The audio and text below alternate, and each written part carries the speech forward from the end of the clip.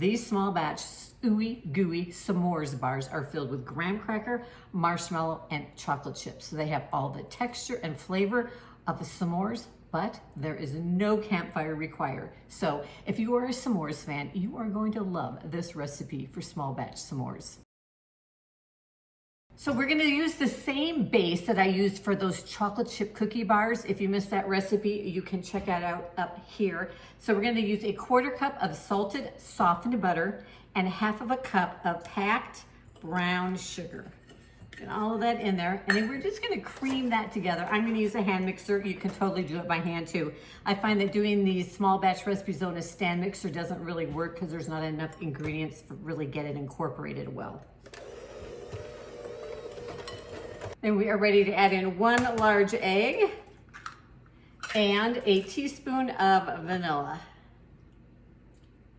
There we go. And then we'll cream that together too. All right, now we're ready for our dry ingredients. Now in this recipe, we're using 1/2 cup of all-purpose flour because our graham crackers are gonna make up for a little bit of that dry ingredient. A 1/4 teaspoon of salt. If you've used unsalted butter, go ahead and add in some more salt. And a 1/4 cup, we're using, let me double check, yeah, baking powder. 1/4 teaspoon. Did I say 1/4 cup? 1/4 teaspoon. There we go. And then we're just gonna give that a quick blend till it's just almost all the way incorporated.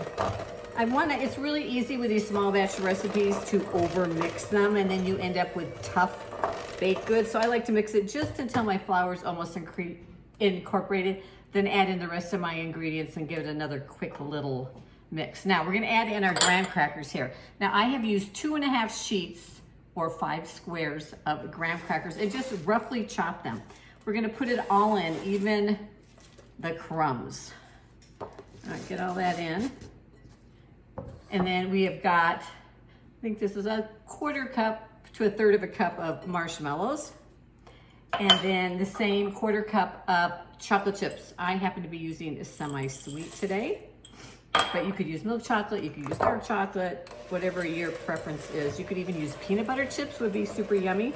All right, we got that all just mixed up. There we go. We are ready to put them into our pan now, and you've got 2 different options. You could bake them in this 9x7 pan, which I've got linked down below. Make sure you spray it with some non-stick baking spray. You're gonna get a thinner s'mores bar if you use this one.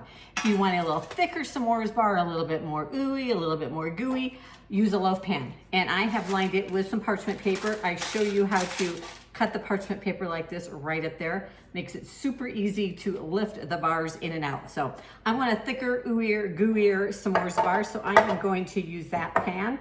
I'm gonna grab my spatula and we are just gonna press the dough into the bottom of the pan. And go ahead and just spread it into a nice even layer as you can get it. We are a fan of the ooey gooey here at our house because that's what a s'more is supposed to be, right? It's supposed to be ooey and gooey, and we like it that way. So we'll go ahead and put it into a 350-degree oven. Now again, depending on whether you've used this pan or this pan, this pan, the shallower pan, is gonna probably take 12 to 13 minutes. Just watch it. It's gonna turn golden brown. It's gonna puff up on the sides and be slightly loose in the middle, okay? And this one is probably gonna take more from 15 to 18 minutes to cook it, again, just depending on how ooey and gooey you want it. They are done. I cooked mine for 18 minutes because I like them a little ooey and gooey. As you can see, they're nice and golden brown around the edges, but still slightly soft and undercooked and ooey and gooey in the middle. So we're gonna let these cool for a little bit. We do like to eat them warm, so they're extra ooey and gooey, or you can let them cool completely. So I have let our s'mores bars cool a bit. They are not totally cool because I still wanted them to be some ooey gooey in the middle, but they're really ooey gooey if you don't let them cool a little bit. We're just gonna lift them out, and I'm just gonna take my knife and cut them. You can cut them into 4 pieces, you can cut them into 8 pieces, whatever you like. But let me show you. Can you see how ooey and gooey that is? I'll do a close-up for you, but so good. Just like a s'more should be, ooey and gooey yummy. Now, if you really are a fan of s'mores, you're gonna wanna check out my other s'mores recipe here on YouTube. You can find out down below. It is for a s'mores skillet. So yummy. It's even gooier than this. Now, if you haven't subscribed to my channel, I'd love you to do so. I come out with a new small batch video every Sunday evening. And so check it out, and we'll see you in the next video.